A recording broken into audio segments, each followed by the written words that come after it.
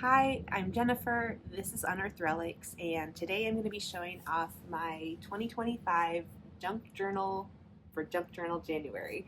I had a lot of fun both making the journal and then filling it to the brim with really cool vintage ephemera and other collages. So join me as we take a peek inside.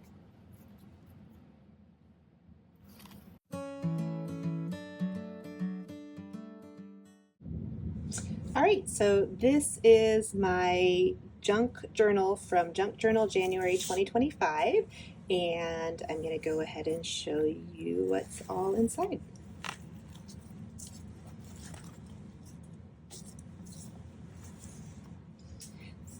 So I made the journal using a set of note cards. I saw a video from Marguerite Miller showing how to create that. So that's what I started as the base for this journal.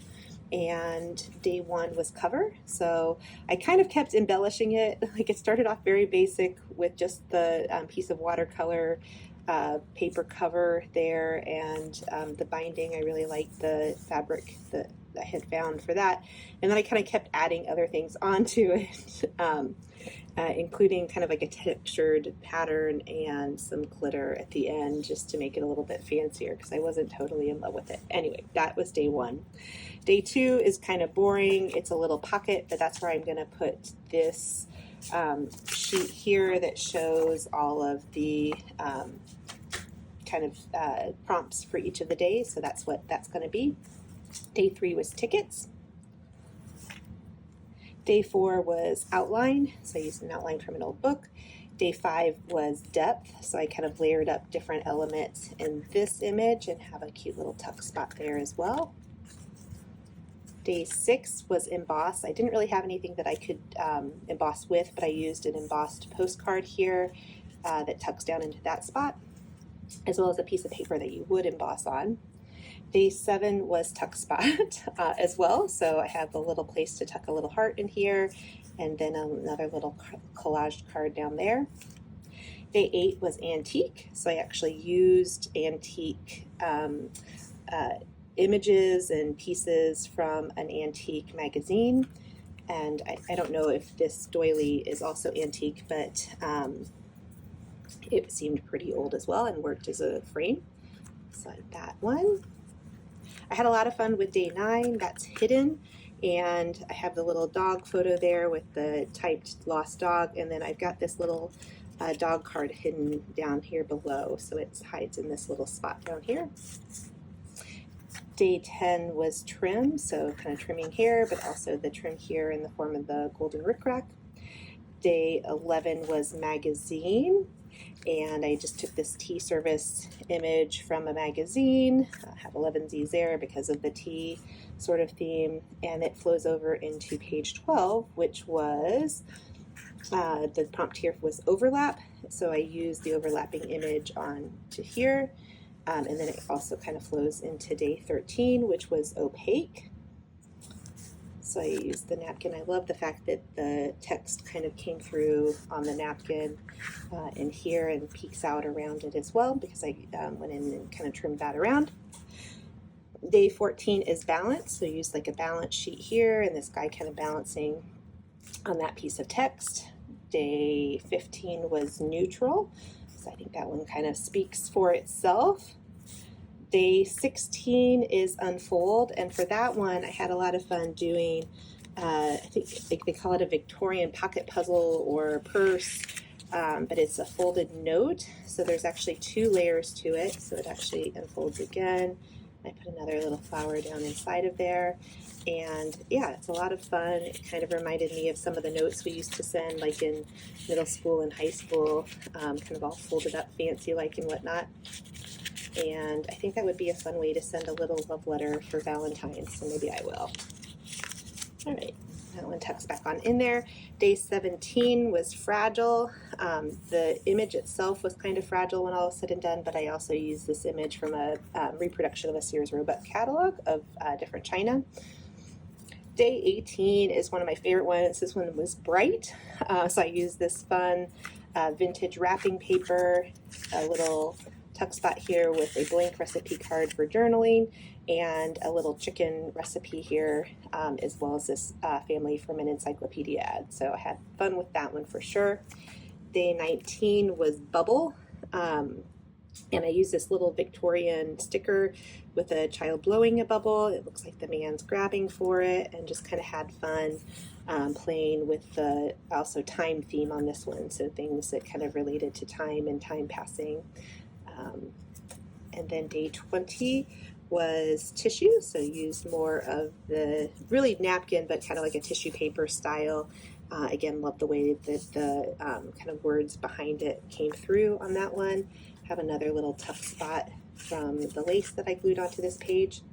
21 was map, so used just pieces of a map with some stenciling here as well, and have another little tuck spot where I tucked in a cute little postcard with a map of the United States.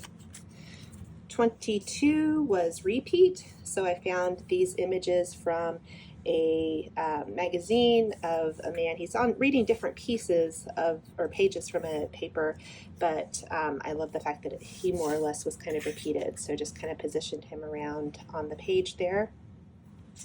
Day 23 was newspaper, so obviously used some newspaper in the background, and then this cutout of a lady from a newspaper as well. I love this. I have no idea what that means, but you could earn $495 a week, so if you know, let me know. Let's see, 25 was modern, and this one I kind of messed up because I realized that I had put her head up too high. When I glued it down, I tried to pull it off so I could move it lower, but it was too stuck at that point. But I kind of like the grungy sort of way it turned out. I just did some stenciling over that, left it kind of open in other places. And yeah, I kind of ended up liking the way it was, so I didn't end up moving it or replacing it in the end. Day 26 was movement. And for this one, I kind of went with a goth theme related to that. So I found an image with a golfer, and then I wanted to be able to use this card that moves to show kind of different solutions for different types of golf swing problems. Day 27 was crumpled. So I used pieces from vintage sheet music. This one happened to be the King and I remade her dress out of crumpled pieces of the score there. So that's my crumpled. Day 28 was sealed. So I used an old French letter that has a seal on it and some stenciling and different collaging on that one. Day 29 was reveal. For this one, I had a lot of fun kind of creating this element here, and it's got little different pictures of suffragettes that I kind of colored, so using the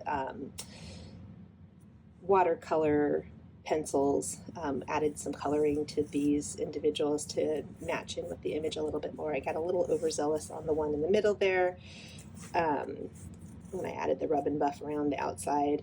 In any case, I thought that was kind of a fun element to add into this page for reveal.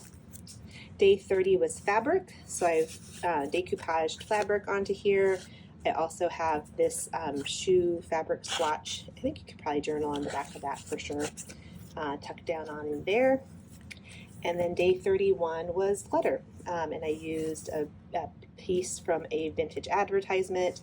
Actually, this came from a different magazine's advertisement with the little letter here about the perfume, and just, yeah, very simple but fun way to end my journal for 2025.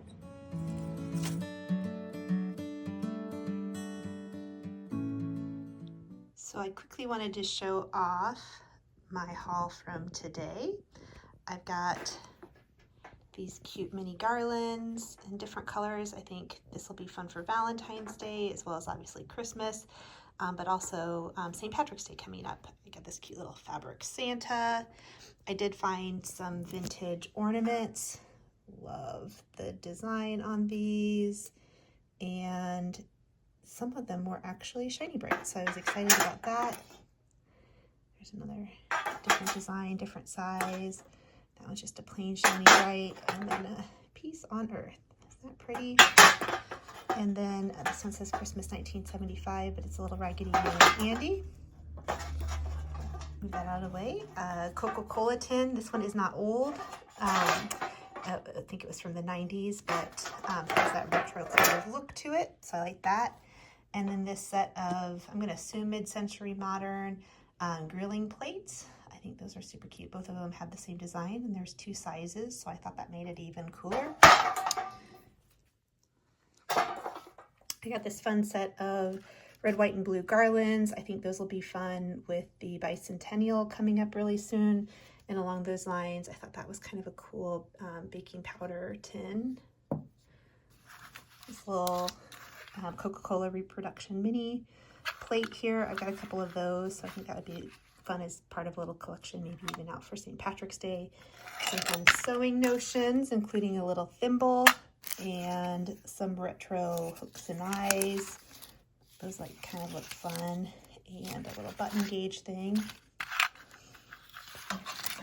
A little, I don't know, it's not really a tea towel, probably something that would set on top of something, but pretty embroidery on that one.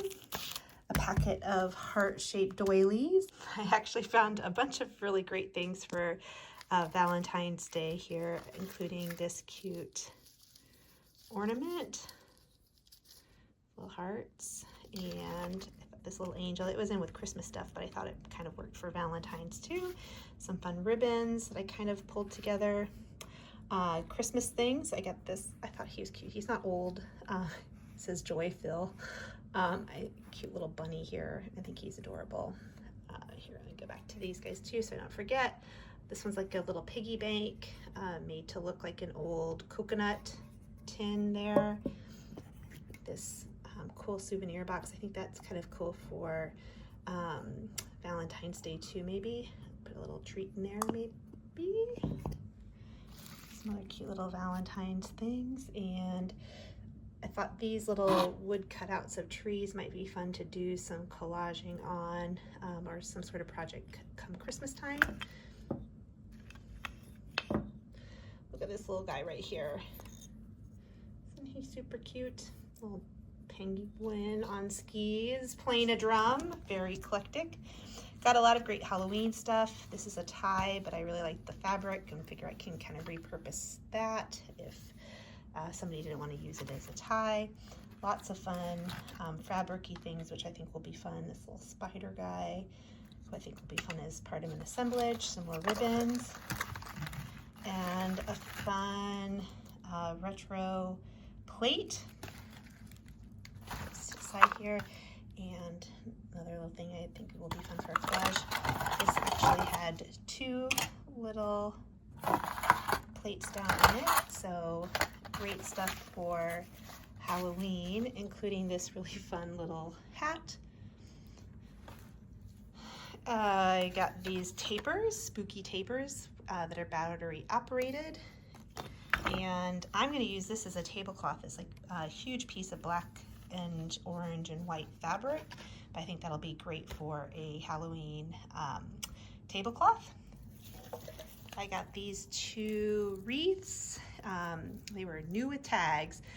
They're marked as Christmas, but I think I'm going to do something fun for Valentine's with those. You might have snuck a peek. I get these basketballs whenever I find them because I do basketball wreaths also, and it's almost March, so almost time for March Madness again. Always get the glitter pipe cleaners when I find those because those are great for crafting.